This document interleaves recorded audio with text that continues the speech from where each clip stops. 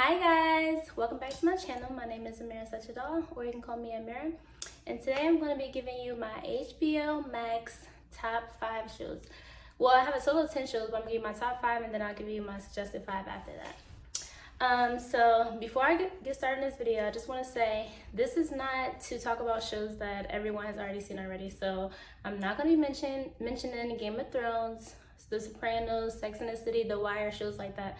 I'm mentioning shows that I think that you probably either didn't hear about or saw it on maybe Twitter or something and thought about watching it and didn't watch it. I'm giving you shows like that. So I'm just gonna go down the list and then I'll go back and explain each show. So hold on. So my personal top 5 shows on HBO are Lovecraft Country, Watchmen, The Undoing, Insecure, and Barry. My suggested 5 after that is Enlightened, Euphoria, The Leftovers, The Outsider, and I May Destroy You. So let's just dive in. I'm going to give you the genre, description, a rate of 1 through 5, and what I did like about it or didn't like about it, or neither. Okay, so first show on here is Lovecraft Country. Lovecraft Country is an American horror drama. It's about a guy that travels across country looking for his dad. That's what it starts off about. But this is like during the 1950s, like during Jim Crow and all that. So a lot of stuff happens to him and his crew along the way. And some other HBO, I'm just gonna say it right now, HBO shows have like a lot of weird things that go on with it. So with that being said, it's a little bit weird, but only in the beginning. I mean, it didn't weird me out because I like weird stuff, but yeah. But yeah, so I give it a 5. The strengths of the show is that it's a lot of action and drama in the show, like literally a lot. Like your eyes are glued to the screen the entire time trying to figure out what's going on. The acting is superb, like literally. It gives you a real visual of what happened or things that occurred during Jim Crow, and it's like, as a Black person, you already know, like it's hard to watch sometimes. The only thing I didn't like about the show is that at some point they had like these random creatures, like it was like these made up creatures that like attacked them at some point, and I was just like, I didn't understand like what that had to do with anything that was going on in the show. So like that's the only weakness of the show that I didn't like. The next show is Watchmen. Watchmen was so good. Like it was, oh my god, it's so weird and good. That's what I like about this show and Lovecraft. Like weirdly good. It's a superhero drama. It's about racist violence in like Tulsa, Oklahoma. So basically the whole time the police are going undercover trying to find out who is a part of this white supremacist group. And because some of the people, I don't want to spoil it, but yeah, so they go undercover trying to figure out where the group started at, who's in it, how to shut them down, stuff like that. What I like about the show, I give it a 5. This one is also very action-packed. I like how they show how white people truly do feel about themselves, like how white people in power feel like they can just do whatever they want. People have to bow down to them. They pretend to be like everybody else, but behind closed doors, they literally not human is what I would say. But anyway, so it was this one part that it was this like rich white murdering guy, and like he doesn't even look at himself as a murderer because he's so rich and he can do whatever he wants. But it's just like his I don't even want to say too much for y'all, but like one of his hobbies that he likes to do involves murdering people. And it's like the fact that he don't consider himself a murderer is just like, it just shows you that white people, especially rich white people, think they can do whatever they want. And that's literally in this show what they're showing you, that they actually do whatever they want. Like, it's crazy. But yeah, so that part was crazy. I like that about the show just because it shows you like how white people think. What I didn't like about the show is, I would say I didn't like, it was this Asian lady that came into play, and I feel like she didn't really tie in with the story and what was going on. It's like they made it tie in, but it was just, I feel like that part was just doing too much, and I didn't like that part. It was unnecessary to me, but whatever. They could have did something else right there instead. But that's the only thing I didn't like about the show. The next show, The Undoing. I love this show. Okay, so, oh yeah, in the last show, Regina King was in it. And in Lovecraft Country, Journey is in it. Journey Smollett is in that. And in this show, Nicole Kidman is in this show. You know, that's my baby. Like, so it's a mystery psychological thriller. It's about a woman who's happily married and everything's going fine, blah, blah, blah.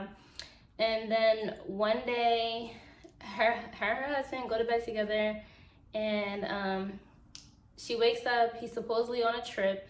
She gets a phone call saying that he's a suspect in a murder. Like, what? How? Like, that would freak me out. Like, you're literally sleeping next to someone that you don't even know what they're doing outside of y'all. So it's like, that was crazy. So basically that's what the whole show is about, trying to figure out if he actually murdered the person or didn't murder the person, where he is, blah, blah, blah. So yeah, I give that show a 5.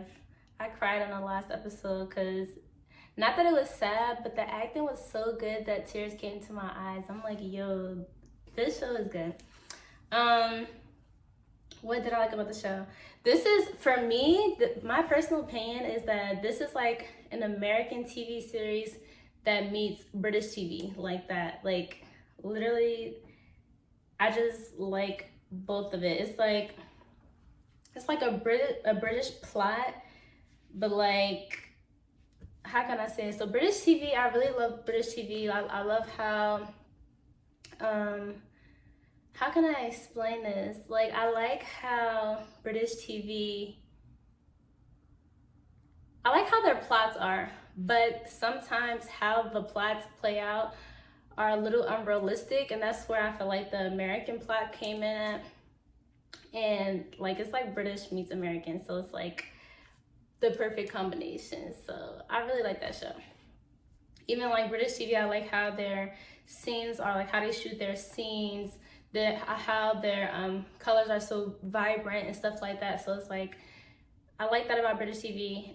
American TV is way more realistic, and that's what I like about this show. So it's like, boom, both of them in one, and I love this show.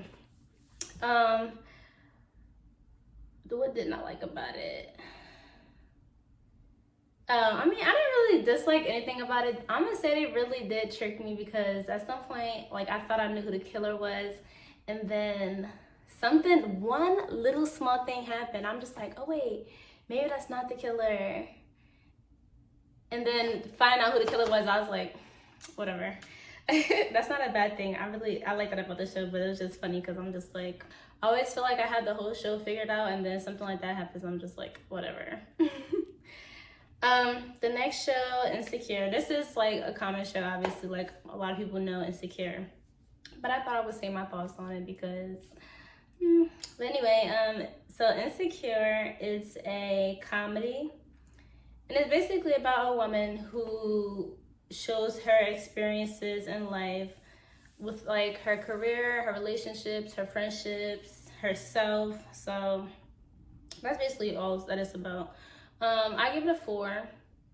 I like that it's an all-black cast, and it's very relatable. It's authentic. You can tell that Issa is literally being herself in the show. I love that about the show. The only thing I didn't like about the show is season 3. I feel like season 3 was so pointless, and it almost made me not want to watch it. I feel like I just was having it on in the background at some point because I'm like, I want to watch it, but I wasn't interested in that season. So that like kind of like made me. But I still like the show. I love Issa Rae. After season 3, it did pick up season 4, and I'm excited for season 5, even though that's the final season. We're not going to get any seasons after this one. But I like that show. It's a good relatable show. Yeah. The last show on my list, number 5, is Barry. This is weird because I wasn't even gonna watch this show, but I did put it on my list, and when I watched it, I ended up really liking it, so that's why it's in my top 5. Barry is a dark comedy crime show. It's about it's basically about a hitman, right? And one of his hits that he has to do, the guy, he's following the guy, whatever, and the guy goes to acting class. So he's literally standing in the back of the acting class just watching him act. And while he's doing that, the guy that he has to kill, apparently his partner wasn't there to help him with the scene. So he saw Barry standing there, and he was like, "You just help me with the scene real quick. Like, you don't have to do much. I just need like somebody to stand in for it." When he stood in for the scene, Barry realized like, I like this better than being a hitman. So it's basically a hitman turned actor. And he's trying to like get out of being a murderer and start a regular life as an actor. So that's what it's about. I think that is really good because it's like, it's funny, but it's dark. And like, one good thing about the show is a lot of plot twists. It's like the unexpected always happens. So like, I like that about this show. I give it a 4.5. I would give it a 5, but the cliffhanger it just left off with on season 2, I don't really know what they're gonna do with that. So I'm curious to see what's gonna happen. They said that they wrote the next 2 seasons, so I'm curious to see what's about to happen. Because if they don't do something good with that cliffhanger, I'm taking it off my list. Oh yeah, it's a lot of wittiness in the show. I really like that. I like that it's a lot of oblivion in the show, and I don't know really how to explain what I mean by that, but it's just like, you know, sometimes you have the characters when like something crazy is happening around them, and then they're like so oblivious to what's going on. That happens a lot in that show, and I really like that. I think that like ties in with a lot of the humor in the show. Okay, so that's my top 5. My next 5, honestly, I could have made this a top 10, but I only watched these 10 shows, so I didn't want to like say, hey, these are the top 10 shows of HBO. I still have 2 other shows that I'm currently watching right now. I'm trying to figure out if I want to continue to watch Westworld. I just started the first episode. And what other show am I watching? Oh, Vice Principals. It seems funny. It gives me like a super bad Step Brothers kind of feel. But it's a lot of stereotypes in it with Black people. And sometimes I don't like that. Yeah. Sometimes I don't like that when white characters are using stereotypes with Black people. Like one of the only Black characters' name is Deshaun. Then like some other guy walked past, it was like a student, and his name was Jamal. He like, oh, Jamal, pants up, grades up. Like, what is that supposed to mean? And then like, oh, they was going through the Black principal's garbage, and it's like, oh, the only thing that's in here is tampons and cocoa butter. Like, it's just like stuff like that just get on my nerves. But I'm gonna see if I like it or if I want to continue to watch it, whatever. We'll see. I'll let y'all know. So yeah, the next 5, Enlightened. I love this show. Obviously I just love all these shows, but Enlightened is really good. I wasn't expecting to like this show because it's just about okay, hold on. So it's a comedy drama. It's about a self-destructive woman who loses her job and tries to get her life back together. So basically, it's a woman who, she's a do-gooder. She made a lot of mistakes in her previous life, and now she's like trying to restart her life as a better woman and trying to see the good in everybody, the good in everything. She's trying to figure out what her purpose is on this earth. So yeah, I like this show a lot because it's like a feel-good show. I give it a 4.5, only because like honestly it was only like 2 seasons and I really wanted another one. And I think it's just because of the space I'm in right now. It's very motivational. Like every episode is like she's evaluating like how she's feeling and basically telling herself like she deserves more, like she doesn't have to settle like how everyone's making it seem, because like she's going through a lot, don't get me wrong. her marriage had fell apart, her career fell apart, she's in debt, she's living with her mom, but like while all that's happening, she's still like being positive, trying to figure out like how she can give back to like her country, not her country, but the world, period. She's just trying to figure out how she can give back and be a better person. So I really like that about the show. I love her motivational speeches in the beginning and the endings and stuff like that. What I like about the show that is relatable and it's funny, and I just hate that it ended. That's the only thing I would say I didn't like about the show, is that it actually ended. I'm like, oh, I want more. Like, maybe I'll rewatch it. Like, it was just really good, and it just made me feel good. Like, I don't know. The next show is Euphoria. This is another show that most people have seen. It's a teen drama. It's about a girl that's struggling with mental disorders and deals with it by taking drugs. I give it a 4, maybe a 3.5. 3.5/4. I think the acting skills are superb. Shout out to Zendaya. She did really good as far as like her acting. But something I didn't like about the show, or weakness of the show, I just feel like the storyline just wasn't all that. Like, I feel like they could have did way more with the storyline and what was going on and things like that. That's just my personal opinion. Another thing I didn't like about it, I feel like it was really sexual to be about teenagers in high school. And I know that we're trying to get shows that aren't like so modest, aren't PG. Like, we want to do the TVMA for like, I guess like young adults that, I guess like my age. I mean, I'm 24, I don't know. I don't mind watching high school stuff, but for me, when it becomes too sexual, it becomes cringy. So like at some point, I feel like they were talking about penises way too much. And I'm like, I'm gonna turn this off because it's doing too much for me. And like one of the girls, she started doing all this stuff on the internet. It just, stuff like that just makes me uncomfortable when it comes to like kids in high school. I guess because like I have a little sister in high school, and some of the stuff they was doing, is like, if my little sister was doing that, that would be a big problem for me. And I guess like that makes it hard for me to watch. I generally just don't like stuff like that. So that's what I don't like about the show. The next show, The Leftovers. I watched this show years and years ago. It's a supernatural mystery drama.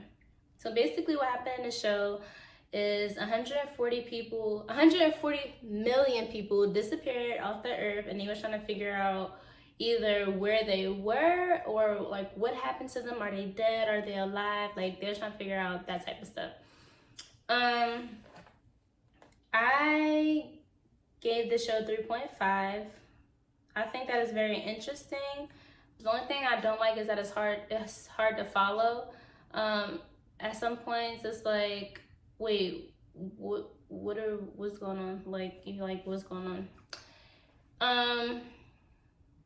But I mean, in the beginning it's like a regular show, and then I feel like as the seasons go on, it becomes more like sci-fi and like horror at some points too. So it's like, I don't know, sometimes it's a little hard to follow, but like if you need something to watch, I will watch it. I don't regret watching it.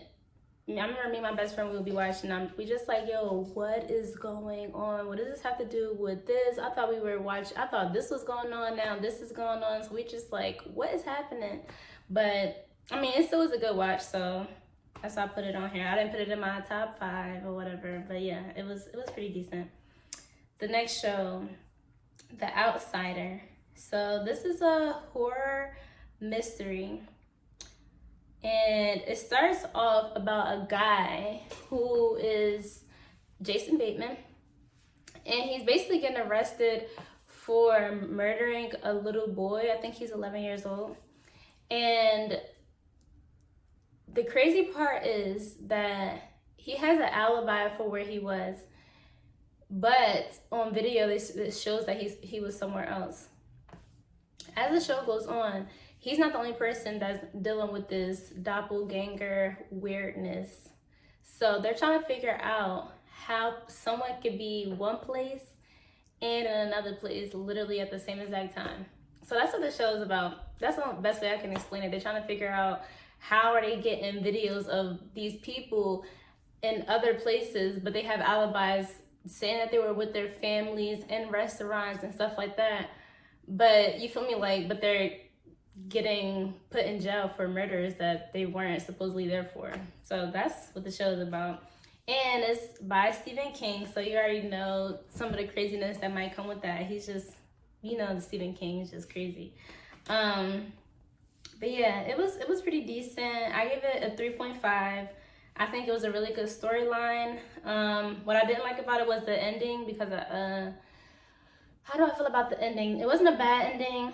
I guess it just wasn't what I was expecting. That's all. I mean, it wasn't bad. The next show, I May Destroy You. Okay, this is a British drama.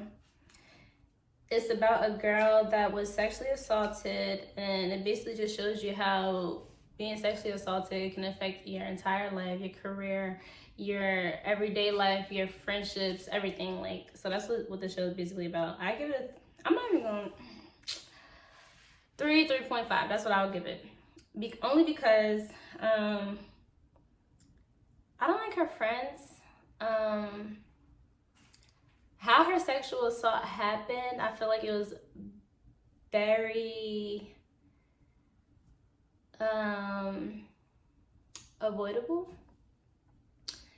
At the time, I just feel like she didn't have good friends. She wasn't out with people that should have protected her. Obviously, she's a grown woman, so at some point it's like, you off the drugs, you shouldn't be doing this, you shouldn't be doing that. But as far as the people that was around her, I feel like it didn't have to go down like that. They would have just been doing their part and being her friend. It could have been avoided altogether. What else?